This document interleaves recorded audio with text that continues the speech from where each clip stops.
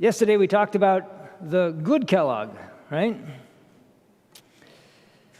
Sadly, the story didn't stay that way. So today we're going to deal with the bad Kellogg. Okay, let's get that working again. It should come back up. There we go. Okay. This part of the story is actually just incredibly sad. It was needless. It did not need to be that way. Well, same story with Adam and Eve, I guess. It did not need to be that way. But here we are now. It is also instructive. It's a part of our sacred history that's been preserved for our benefit. And so we got to go through it. We closed off yesterday with the idea of the... Did I close? Yeah, I think I closed off. I don't know. Anyhow, we talked about it yesterday. The idea of the loud cry had been begun by 1892. 7 years later, Ellen White would write, the third angel's message in the place of swelling into a loud cry is being smothered. This was written May 10, 1899. I don't think that is like the magic day that this happened. It's just the day she happened to write that comment. I think she would have said the same thing for about, what was this, 99? She could have been saying the same thing roughly for about the last 4 years, I'd guess. What is interesting is the title of the manuscript in which this comment appears. The title is The Medical Missionary Work. So for those who may have lingering doubts as to whether the loud cry has any relationship to the medical missionary work, I would submit that as Exhibit 3,817, or whatever number we're up to. Unfortunately, by that time, when she wrote this statement, the one who was doing the worst smothering was John Harvey Kellogg. He was distorting the medical missionary work. Instead of using it to serve as the right hand of the gospel, he was largely jettisoning the message of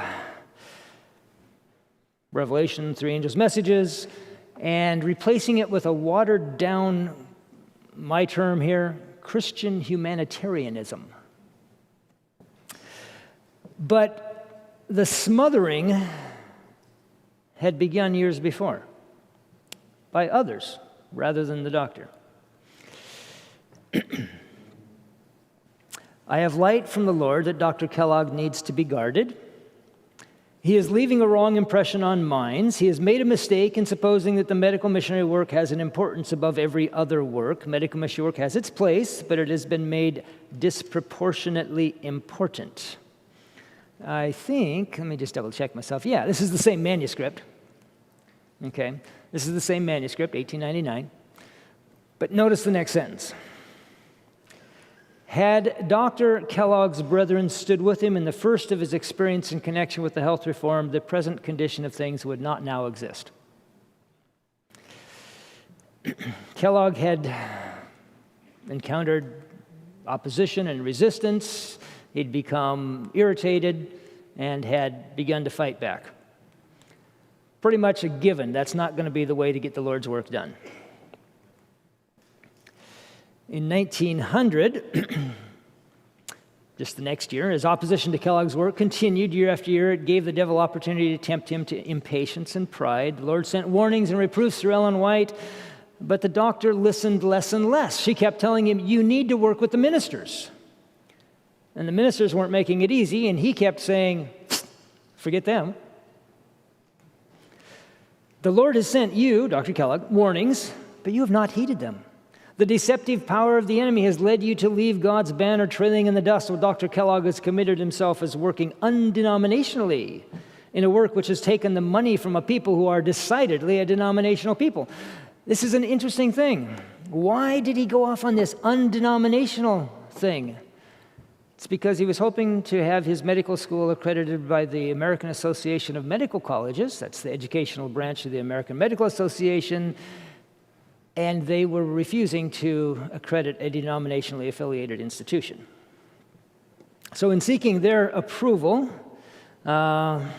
he found it, well, let's put it simple.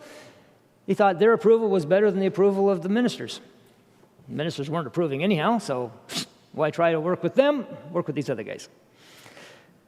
He spent more and more time, more money on helping people with their health, turning it into a medical program and less a medical missionary program. This made him feel good. That's a key thing to remember right here. It is more blessed to give than to receive, even if you're giving for mixed up reasons. It makes you feel good. Kellogg was a generous guy. He put 50 students through medical school. He adopted, 18 kids. He raised 42. He paid for this. He paid for that. He loved being generous. It made him feel good. It should. It does. It's more blessed to give than to receive. But he was doing it for mixed motives at best sometimes. The work has been hindered. The cause of God should have a different showing, far different. And who is to blame for this hindrance? You give heed to men not of our faith. You delight to show what you have done, and by a free use of money that was not yours to handle, in a way that God has not appointed. Who's the give heed to men not of our faith? Who would that be? Well, quite a slate of them, actually. I think the predominant one would be the AAMC. A free use of money that was not yours to handle. Well, that required some level of spiritual discernment to recognize that it wasn't his to handle because people were giving it to him because he just happened to be a dynamite fundraiser. He'd go to an Adventist camp meeting. He could spin a tale about the medical missionary work. Oh, yeah! People love emotional stuff. And they'd give him money. And over in Australia, Ellen White and the work over there was barely getting by on peanuts, facing a situation. 1893 onwards, they had a bank crash over there, 1893, and in 1894, Ellen White wrote of, we hear of people starving to death in the cities, as in death, right? The work was being hampered around the world by Kellogg's free use of money in a way that God has not appointed. Well, in 1902, some of that changed. Sanitarium burned down February 18, 1902. One little quick story I can't help but indulge myself with. It was pretty much miraculous. They got everybody out of the sanitarium. They didn't have air conditioning in those days, so they had ventilation shafts, straight vertical shafts from floor to basement, lined with wood. Apparently, the fire started in the basement and went whoosh, right up the shaft, so the fire spread on all, 7 floors or whatever it was, all at the same time. The nurses did valiant effort and service, and they got every patient out. There was only one who died. A Mr. Case was his name, an older gentleman.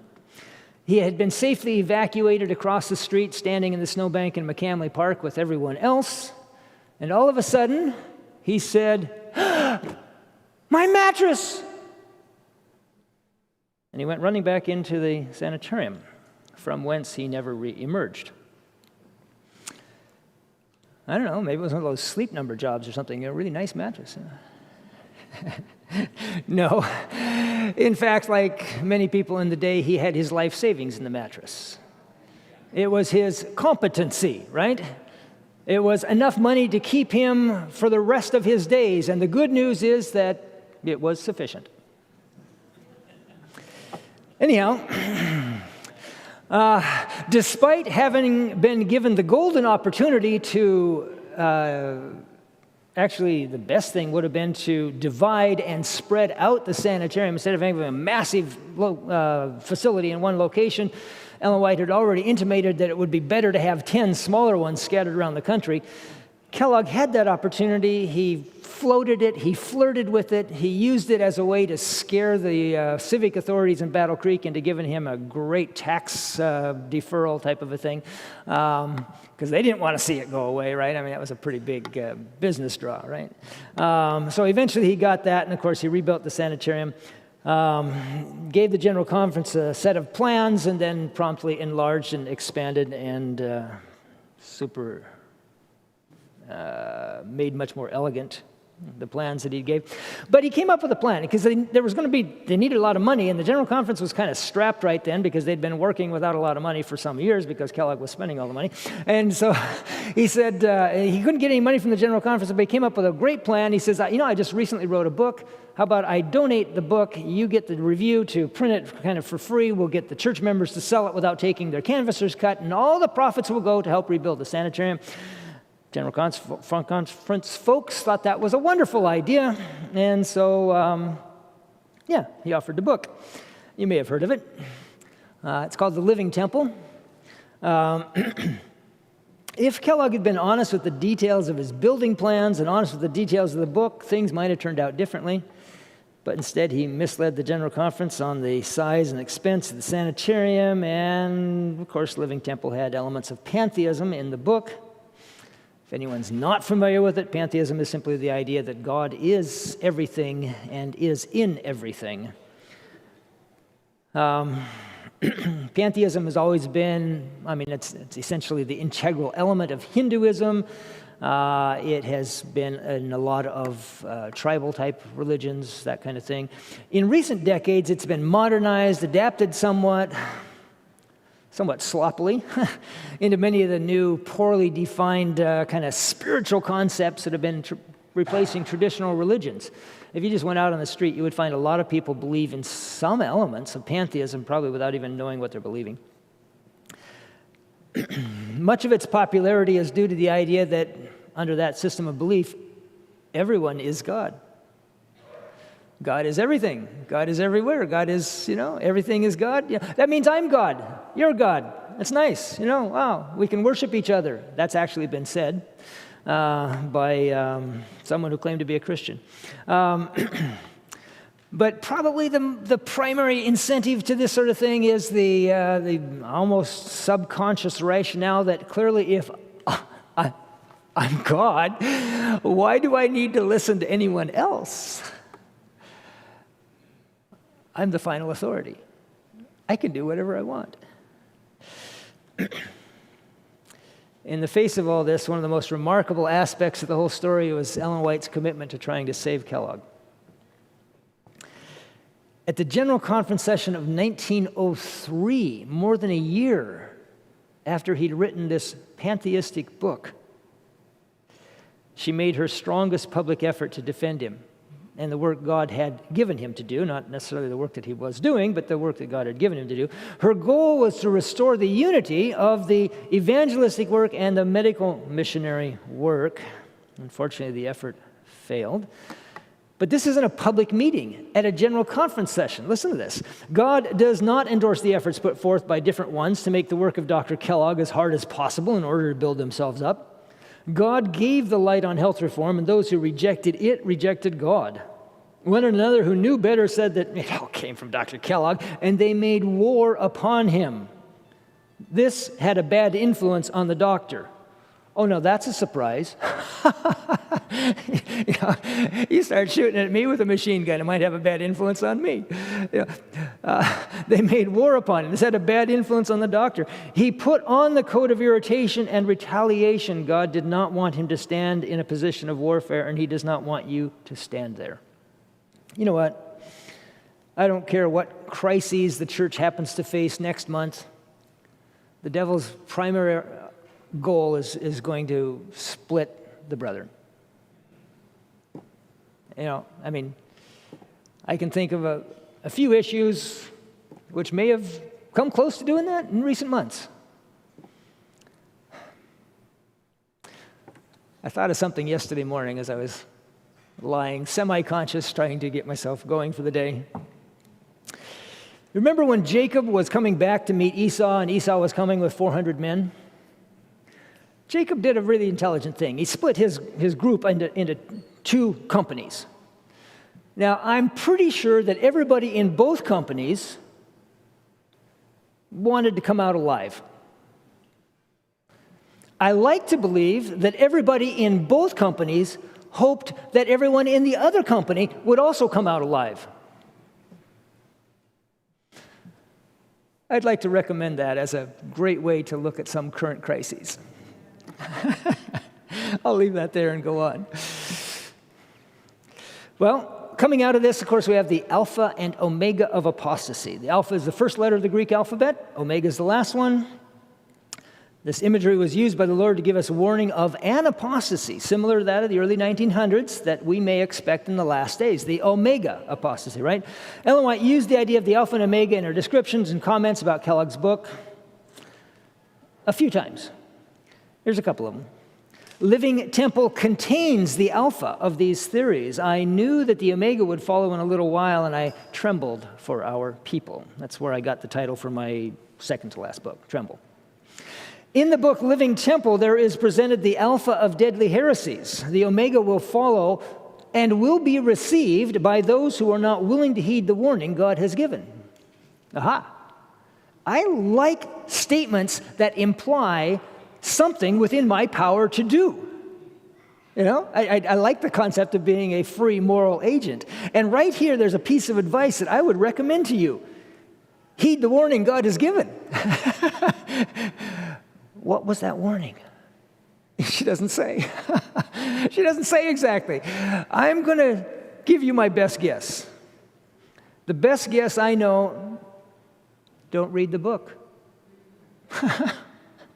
That's what she was saying at the time. Don't read the book. Now, this being 2021, I could extend that a little bit.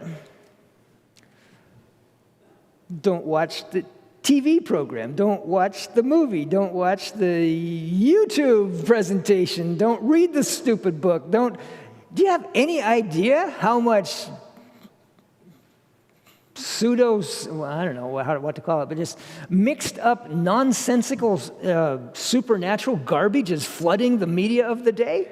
I mean, it's like, you think somebody's setting something up for, maybe, just maybe? So here's a hot tip. Don't read the book. As I am shown these special things of Satan's science and how he deceived the holy angels, I am afraid of the men who have entered into the study of the science that Satan carried into the warfare of heaven. Oh, how I have longed to be where I should not be compelled to see the same science practiced on this earth by medical practitioners. Do you see why we started with Lucifer? Be cautious in regard to what you read and how you hear. Take not a particle of interest in spiritualistic theories. Satan is waiting to steal a march upon everyone who allows himself to be deceived by his hypnotism. He begins to exert his power over them just as soon as they begin to investigate his theories. Doesn't say practice, it says investigate. Now, when I wrote Tremble, I faced a real challenge. Do I write about Kellogg's pantheism? Do I expose myself to Kellogg's pantheism? There's something about don't read the book, right? Remember that? So remember a couple slides back, we have a picture of Living Temple. In order to get that, I downloaded the book. I didn't read it. I don't want to read it. Why read the book? Don't read the book. What was I supposed to do when I'm writing a book about the whole experience, though? Well, I'll tell you what I did. I'm not positive it was the absolute perfect thing, but I'm just being honest with you, what I did. I didn't investigate the theories. I said, what did Ellen White write about? She wrote about his practices. So I said, I'm going to confine myself to his practices. But then I had another question. All of a sudden, I found out that Kellogg's correspondence is all available at the University of Michigan or Michigan State University, one or the other. I forget where it is. It's the one in Lansing. That's MSU, right? Okay. Yeah, they have it all on file. And the last time I was out of Canada, I was speaking in Lansing. So yeah, I went down there and paid my $25 and got a USB stick with all Kellogg's correspondence on it. Now, am I going to read this? Same guy wrote the book. Am I going to read this? Fascinating question. Here's what I eventually did. I said, I will read to see what he was doing, his practices, his actions. But before I read Kellogg, I will read everything that Ellen White ever wrote about him between 1892 and 1907. 15 years. I didn't even, actually, when I made that decision, I didn't even have the whole slate of Kellogg stuff, but what little I had available, I knew this guy is so persuasive. So I said, I'm going to read everything she ever wrote to or about Kellogg from 1892 to 1907. I'm not sure I would have said that if I realized it was going to take me 6 months to get through that. She wrote an awful lot about this guy. Okay. It took me 6 solid months, sometimes reading 4 hours a day to get through that. So anyhow, once I had her perspective pretty clearly in mind, I felt a little more comfortable reading his perspective. But I'll tell you, the guy is persuasive. He almost took George Butler and Stephen Haskell out of the church. That's how close, that's how persuasive he is. And here's the thing. The one thing that saved those two leading, founding, pioneer brethren, the one thing that saved them was that Kellogg could not do what he wanted to do without going up against the inspiration of Ellen White. And they said, I have faith in Ellen White. I think they were like some angels that are still in heaven, but maybe only barely. Faith is the big deal, guys. Just telling you. Okay, I got to hurry on. Suffer not yourselves to open the lids of... this is a new one. Yeah. Suffer not yourselves to open the lids of a book that is questionable. There is a hellish fascination in the literature of Satan. It is the powerful battery by which he tears down a simple religious faith. Never feel that you're strong enough to read infidel books or watch stupid TV programs or GDDDDD. For they contain a poison like that of asps. They can do you no good and will assuredly do you harm. In reading them, you are inhaling the miasmas of hell. I'm going to say that's probably not a strong recommendation. Let's go on. This whole matter has been presented to me. You, Dr. Kellogg, have worked as Lucifer worked in the heavenly courts. See why we started with Lucifer. To persuade his associates to unite with him. The enemy has used his arts upon your mind. Your boasted study of science and your assertion that you had obtained something excellent have deceived the men connected with you, and they have refused to listen to the warnings sent to keep them from listening to your false representations. Remember this statement? God calls for far more tact, more wise generalship than has yet been given him by his human agents. There is need of sharp, sanctified thinking and keen work to counteract the ingenious plans of Satan.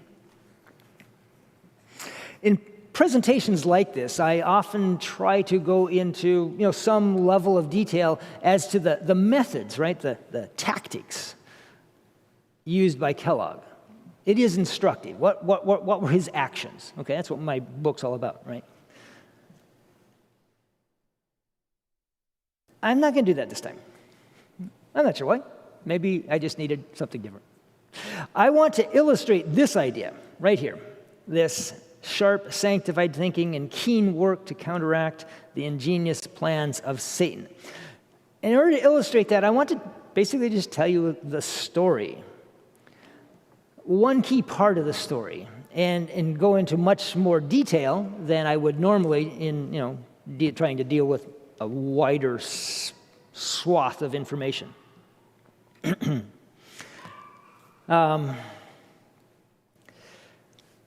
I spent some time last night and this morning trying to put that all together from scratch from other presentations I've done in the past. I could take this, I could, And finally I said, Dave, you wrote it out once. Just use the book. So my apologies. I seldom like to just read to the congregation. But I think this part of the story is maybe interesting enough that you'll let me get away with it. It'll be on the screen. You can either sit back and relax or follow along, but here we go. This is Uncle Dave's Story Hour. In late August 1903, the doctor dictated a letter to his longtime friend and co-worker, Dr. David Paulson. Kellogg was clearly feeling that his decision to reopen Battle Creek College, sorry about that, left a word out, against Ellen White's counsel was going to precipitate a rupture between the medical work and the General Conference. This letter has a distinctly militant tone, making it a fascinating read. Unfortunately, it runs to 9 typewritten pages. All we can include here are the barest of selections. Kellogg was a prolific letter writer. I don't know what was with those guys back in the day. I mean, it's like 16, 17, 20-page letters was a norm. Must have been such a relief when the telephone came along. It was right at this time, too. You'll see it in this next slide. Kellogg here, writing to Paulson, "We are getting into strange times. It looks as though a line of battle was being formed. The conference men are determined to run the sanitarium and the medical missionary work. The devil will tempt some of our doctors who are ambitious for place and professional opportunities to join hands with these conference men. I understood you over the telephone that you had crossed the Rubicon. I think Jones and Wagner have done the same, and McGann and Sutherland. We have a truth which appeals to men and women more powerfully than any prophetic argument or any of the old doctrines which have so long been taught. These newer truths which have come to us have more converting power in them than all the doctrines which have been preached during the last 40 years put together." Okay, stop just a moment. This is 1903. Subtract 40 years. That's 1863. That's the year that the church was organized. So he just wiped out the entire history of Adventist formal evangelism. Okay. The Living Temple gospel renders useless a whole lot of their old flint muskets and their stale ammunition. Multitudes of heathen believe in an ever-present God, in God working in the living things about us. The eyes of Christians have been blinded to this fact by false philosophy. And this is far more pernicious and injurious as to consequences than Sunday keeping or the belief in the immortality of the soul. I hope you, Dr. Paulson, will have a good time in Illinois and in Kansas. The principal thing is to get acquainted with a lot of young people. Do not forget to get the names of all the young people. A good way to get hold of the names is to tell them that we have some interesting literature we want to send them. Try and get some plan organized for selling the Living Temple. Yeah, they had mail lists back then. Fascinating idea.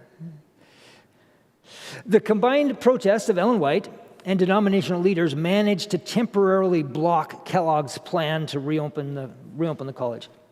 But by 1905, Kellogg was desperate for student workers in the sanitarium. That's what kept his operation going, was these underpaid student workers, right? He began advertising the establishment of the Battle Creek Schools, a grandiose university to operate in conjunction with the sanitarium. The sales pitch indicated the students could choose from professional, scientific, literary, biblical, technical, industrial, 40 courses leading to diplomas and degrees. And of course, they could pay their expenses by working in the sand. In many ways, it was a great opportunity for a young man or woman, provided one was willing to ignore Ellen White's counsel to avoid the faith-destroying influences that then so prevalent at the sanitarium and Battle Creek in general. It was a straightforward contest. Kellogg was trying to get Adventist youth to Battle Creek, and Ellen White was warning them to stay away. And that's why Kellogg needed to discredit Ellen White. But how do you discredit the spirit of prophecy? Well, you attack the source of its credibility. That would be God, and the whole concept of inspiration. That's what gave Ellen White credibility and influence with church members. Cut inspiration out of the picture, and she's just another old woman as far as authority goes. No, wait, that's too much. No one with any personal experience would go for that. Kellogg needed to dial it back a bit. But how? Simple. Just say that sometimes her ideas came from God, and sometimes she was influenced by what someone else wrote or said to her. That's all it takes. Plant that idea in people's thinking, and they'll surely find some part of the spirit of prophecy to apply it to. You know, if you read the spirit of prophecy, you're going to find something you don't like. You're going to find that it corrects you on some point, and you would rather not make that change. And if you have floating around in your philosophical armament of, processing, the idea that some parts of the spirit of prophecy aren't quite up to snuff, well, this has got to be the one. Of course, Dr. Kellogg wanted that exception to apply to the whole thing about Battle Creek and the sanitarium being off track. With that out of the way, the cheap labor tap would flow again. Writing to W.C. White shortly after getting home from a trip to Europe, General Conference President A.G. Daniels told how one of the leading brethren in Ireland had heard from Dr. Kellogg that, quote, testimonies were sent out with Sister White's stamp upon them, which she herself never saw. And that the doctor had once forced a confession from Willie that he and her assistants had made up a testimony and signed her name and sent it to Dr. Kellogg. Neither of those were true, but that's what the guy in Ireland had heard.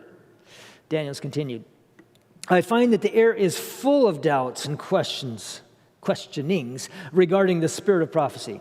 I believe that it is our duty to rise up and meet this evil thing and give our people that which will undeceive them and give them assurance. I am persuaded that the war that is to be waged against the spirit of prophecy is to come from within and not outside of our own denomination. Now, I know where this evil work originates. In every instance almost, I've been able to trace it to one place. Letters and statements are continually going out, calculated to arouse suspicion and bring unbelief and rejection. The work is going on all the time and is reaching out to the ends of the earth. Daniels wanted something done. He'd wanted it for months. But Ellen White urged discretion in dealing with the doctor. She did more than that, of course, and she wasn't blind to what was going on. In fact, she was keeping a close eye on many details of the devil's effort. When the Battle Creek schools issue started heating up again, Elder Daniels was getting desperate. This is about the fall of 1905 now. They kind of held it off for 2 years by, Ellen White and General Conference resistance. But the late summer, early fall of 1905, Kellogg's getting desperate. He's got to do something. Daniels writes, I have good reason to believe these Battle Creek schools are designed for a great dragnet with which to catch our young people. The thing is already beginning to work. And unless something decided is done to counteract the movement, we shall lose hundreds of the very flower of our young people. I believe that our whole denomination must be more clearly and fully informed of this dangerous movement at Battle Creek. The Lord has given you, Ellen White, volumes of instruction. What has come to me has informed and aroused me regarding the crisis we are in. I feel sure that if our brethren and sisters knew the facts one half as fully as they have been revealed to you, they would stand as one man against this evil thing. But as it is at present, thousands know but little about it. We say nothing or speak with whispered breath. And all the while, the enemy is at work gaining sympathy, influence, and souls. Do you see any parallel here? Remember the statement about the angels in heaven?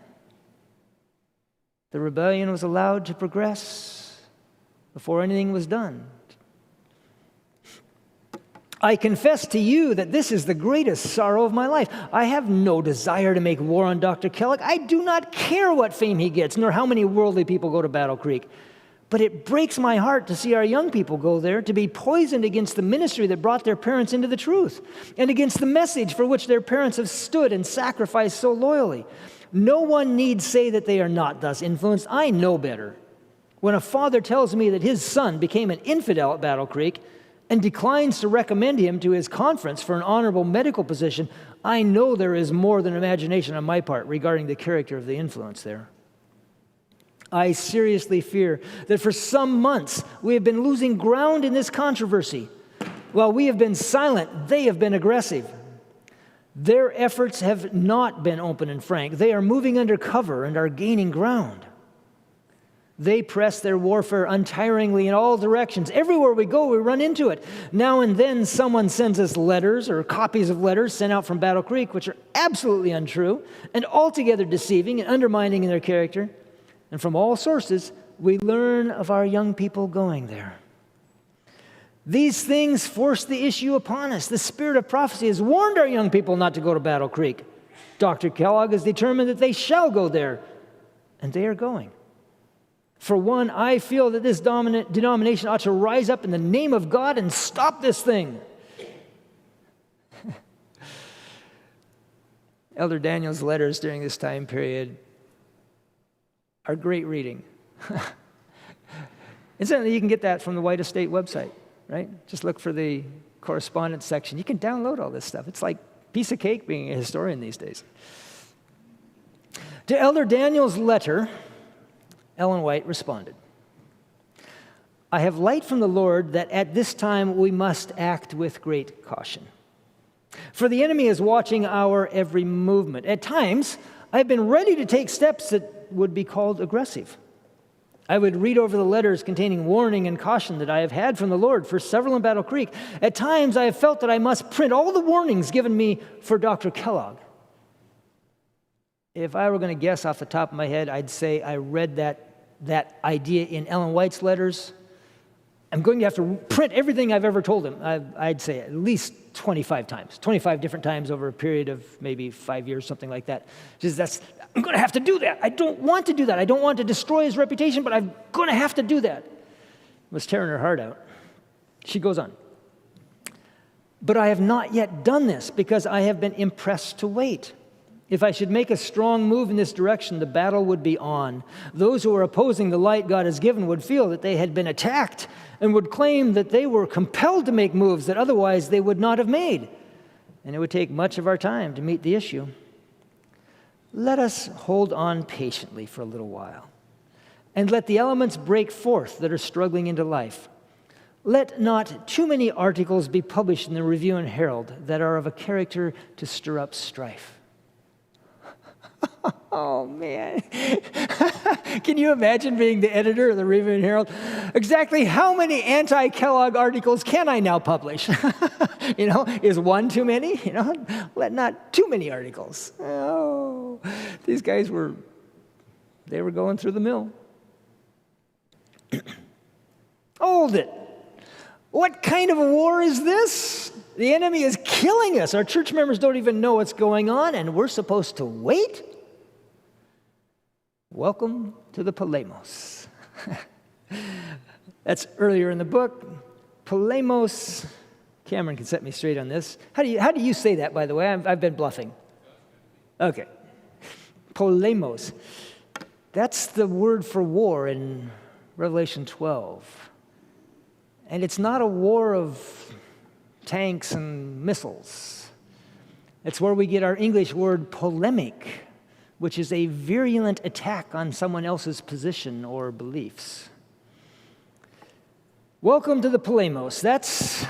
There's a reason for reading Patriarchs and Prophets and Great Conference. Ellen White had told the General Conference guys, she wrote to Daniels and Prescott and I.H. Evans and all the other people there, she said, get Patriarchs and Prophets, get Great Conference, read the sections about the rebellion of Lucifer in heaven. That's what's going on now.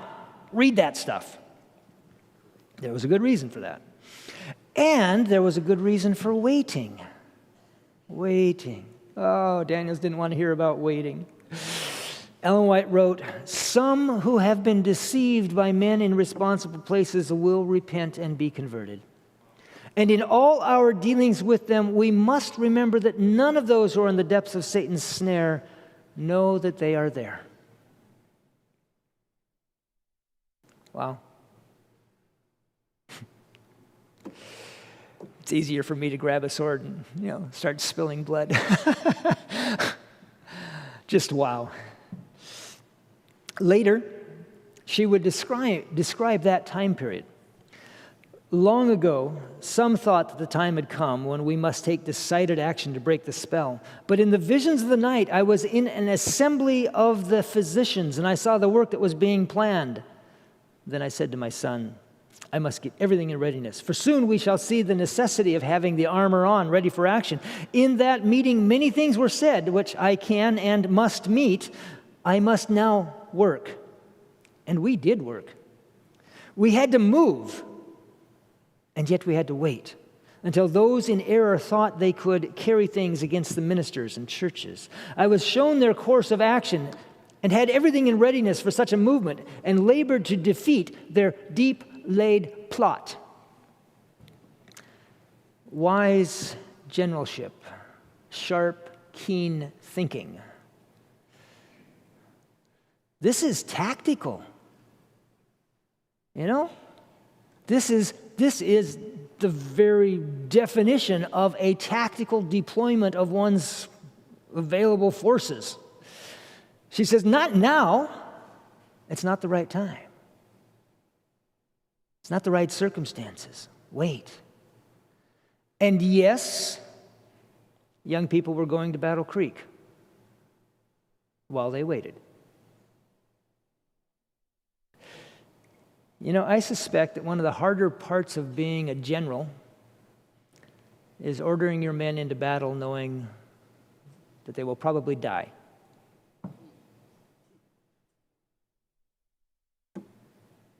War, as famously uttered by some general, I forget who he was, war is hell.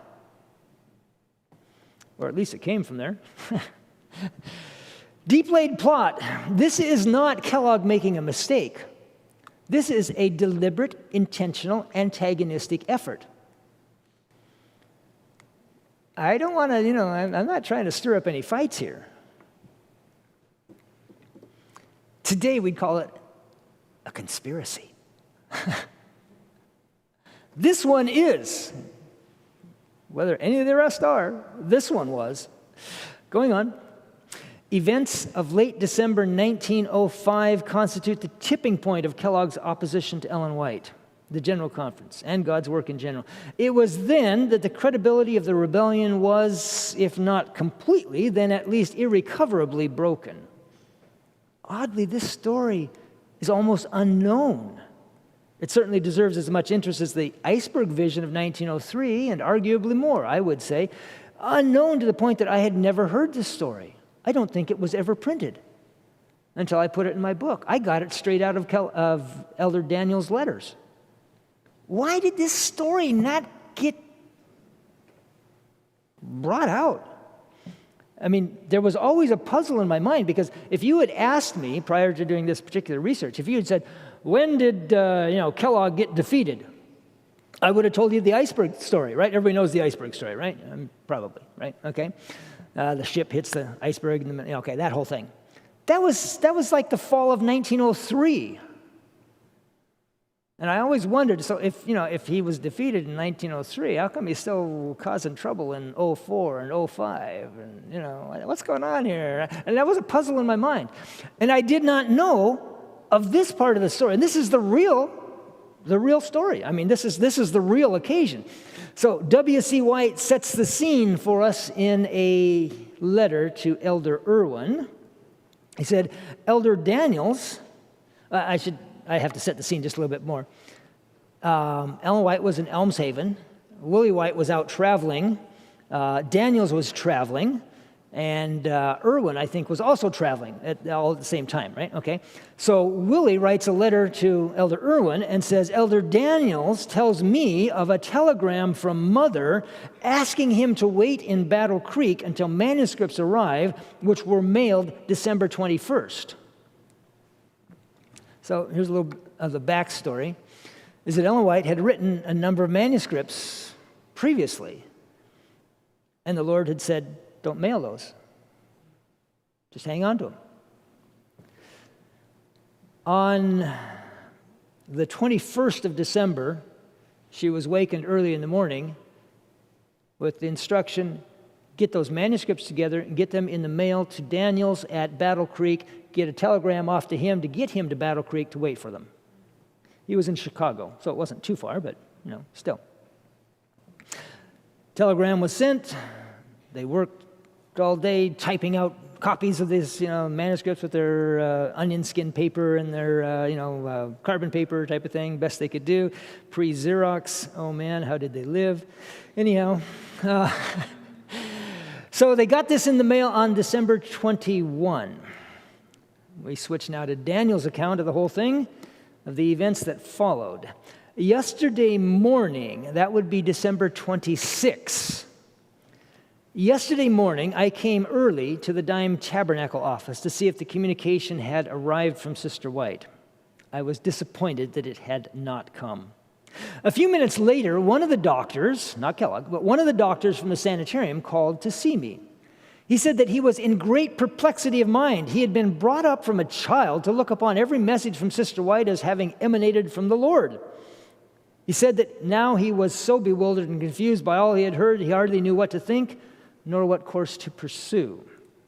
He stated that the night before, he, with a large company of men, including Judge Jesse Arthur, Professor Nicola, Dr. C.C. Nicola, Dr. Rand, Highland Butler, and many of the heads of the departments in the sanitarium, had sat from 5 o'clock until 11 o'clock listening to Dr. Kellogg outline the recent controversy from his standpoint.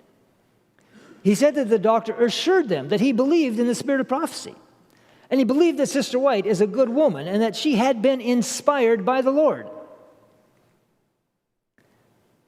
But he went on then to establish by many infallible proofs the fact that all of the communications which were sent out could not be relied upon as coming from the Lord. Now, that's an old construction. That always makes it sound like he's saying all of the communications. That's not what he's saying. He's saying, we would today cast that a little bit differently. We would say, not all of the proof of the communications. So he's not saying everything Ellen White ever said is junk. He's just saying, some of it's not. Some of it's not from God. Okay. Now, said this doctor, I want, if possible, that you shall make it plain to me what messages we are to understand are from the Lord, and which ones emanate from men who are influencing Sister White. In other words, tell me how to know the difference between the testimonies the Lord sends and those which are prompted by reports sent to Sister White. While we were talking, someone came to the door and handed me the large envelope containing the testimonies I'd been looking for. This doctor saw me receive this bundle of testimonies. When he asked me to tell him how to decide which testimonies were genuine and which were spurious, I told him that I was unable to give him any light whatever on this point. I told him that to me they were all genuine, and I knew of no means by which he could distinguish the true from the false, that to me they were either all from the Lord or from the devil. Then I called his attention to this envelope containing the testimonies that had been handed in while we were talking. Now, said I, Doctor, we will open this envelope, and you should be the first one to look upon these testimonies. Take them, look them over, and tell me whether they are genuine or spurious, whether they were given to her by the Lord or by some man. He took them and looked at the titles, and the dates, the signatures. Handing them over, he said to me, well, I cannot tell you whether these are from the Lord or from man, whether they are reliable or unreliable. It looks to me, said he, that it is a question of faith on my part as to whether Sister White is a servant of God or a wicked pretender. Well, said I, you are just as able to tell me who inspired these communications as I am to tell you. You have seen them first. You know just as much about them as I do. I cannot give you the slightest information that you do not possess. Now, said I, the only ground for me to occupy is absolute confidence that God is revealing to his servant that which the church needs to understand, and that every single communication which he sends out emanates from God and not from man. This doctor was not Dr. Kellogg, of course, but one of the doctors from the sanitarium. With a positive result like that, to start off the campaign, Elder Daniels prepared for the main battle, the reading of the testimonies in the Dime Tabernacle that evening. His letter continues. The people had heard that the communications were coming from Sister White and were all anxious to hear them. At 7:30, the tabernacle was filled. The auditorium, the vestries, the gallery, that'd be over 5,000 people. I did not see Dr. Kellogg, but I saw W.K., Dr. Paulson, Elder Jones, Elder Taylor, and other leading men. Those are all Kellogg loyalists right there. We first had a very earnest season of prayer. Then I read the telegram that I had received from Sister White and proceeded to read the communications. I read both of them without comment. The people listened with breathless interest, and the power and authority of the living God accompanied the message. There was a deep hush and a solemn silence that I have seldom witnessed in a congregation. It seemed to me, as I read, that I never felt the burning power of words reaching my own soul as these. When I had finished, it was 9 o'clock. But I told the congregation that it was my impression that we ought to pray, that we ought to resort to earnest prayer, and invited those who felt the same way to retire to the north vestry, where we could engage in prayer together. Such a great crowd remained that we changed from the vestry to the auditorium. I think the auditorium must have been 2/3 full. We did not spend time to talk, but got down on our knees at once and united in earnest prayer to God. We prayed that our eyes might be opened, that we might see things as God sees them. We prayed that Dr. Kellogg and his associates and all the helpers might be led to receive and obey the solemn messages that had come to us. The Spirit of the Lord was present. At 10 o'clock, we closed the service and quietly retired. I should have said that when the general meeting closed, 3 men who had been in the meeting with Kellogg the night before, from 5 to 11 o'clock, came forward and told me that the meeting held the previous night had been clearly described by the testimony I had read, entitled, "The Result of a Failure to Heed God's Warnings." And they said if there had been a doubt in their minds regarding the source of the testimonies, it would have been swept away by their own statements in the testimonies. In other words, they heard from Ellen White what they had said the night before. I have talked with a number who were in the meeting, and I can but believe that Sister White was stirred up by the Lord on the very day that she caused this message to be written and posted to us for the purpose of getting it into our hands, the very day that it arrived. It is profoundly impressive to look at the facts.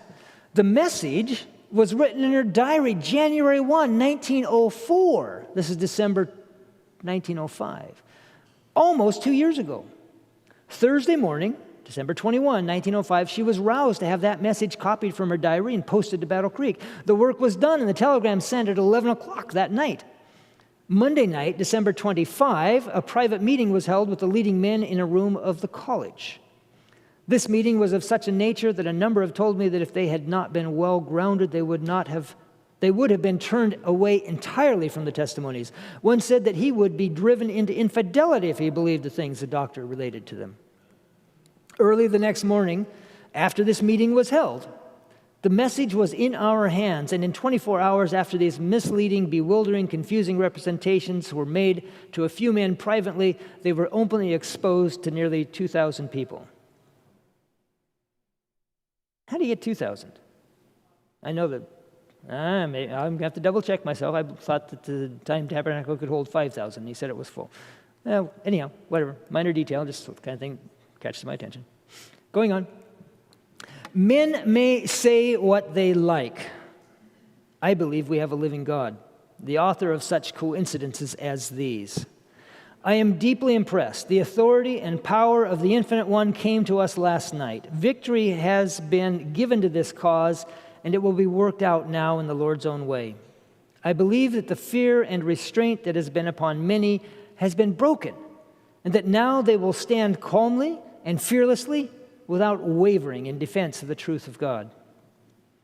I wish you were here to see and feel what we are seeing and experiencing.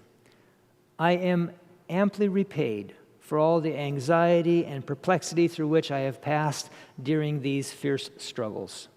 I know that God is rewarding us for our pledge of unswerving loyalty to the spirit of prophecy as well as the rest of this message. I shall now work harder than ever to enlighten minds regarding the false reports that have been poured into their ears for the purpose of destroying the authority of the testimonies of God's Spirit. Has anyone else ever heard that story before? Their hand on that? Where did you hear it? Do you remember?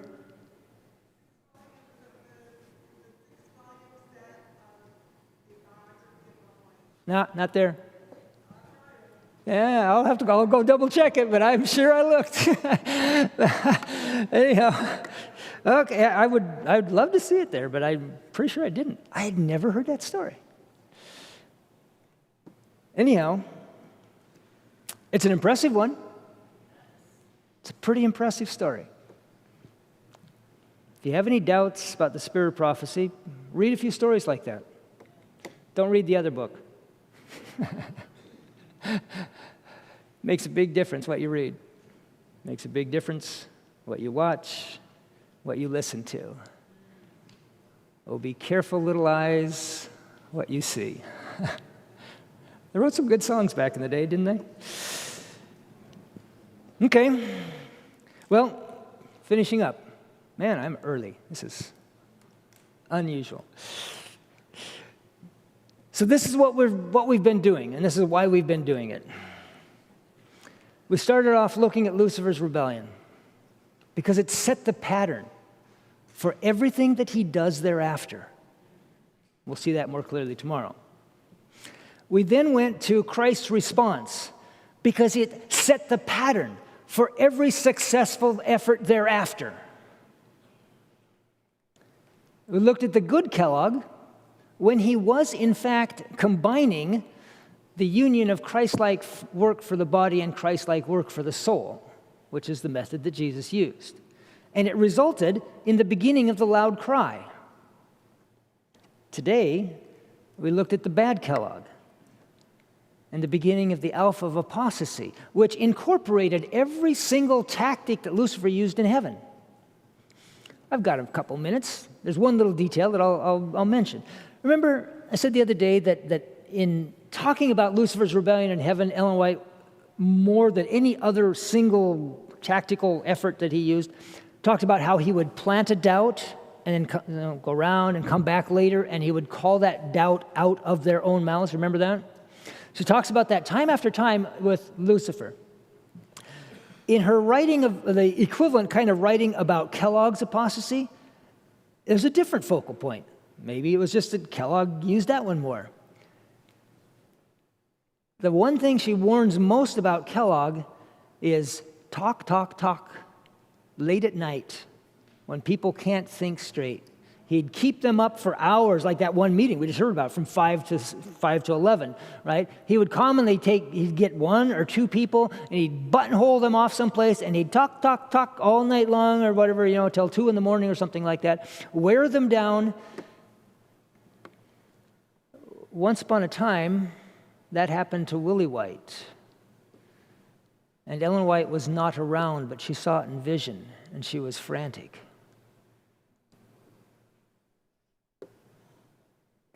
She said, she would, I don't remember the exact wording, but it's like she would do anything to make sure that never happened to Willie again.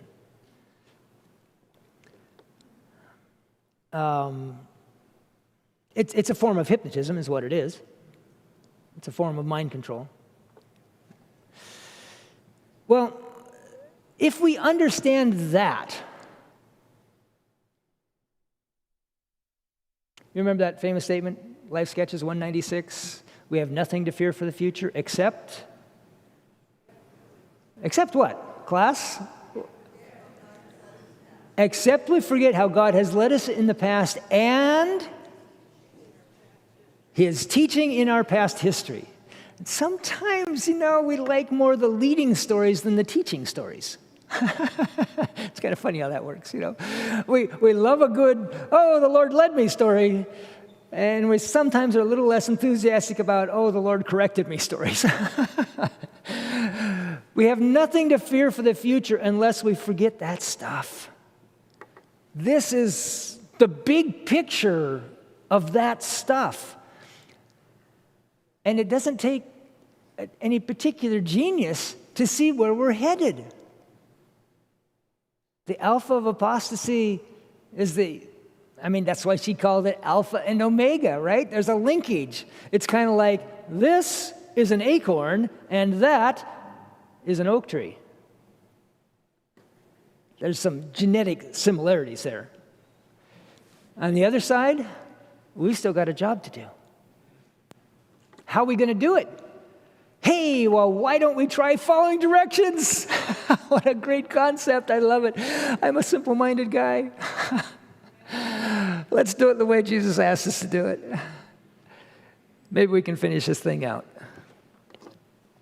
We'll be looking at some of that stuff in our meeting tomorrow. I thank you for your attention. Let's bow our heads for prayer. Father, it's so nice to have a story where the good guys win.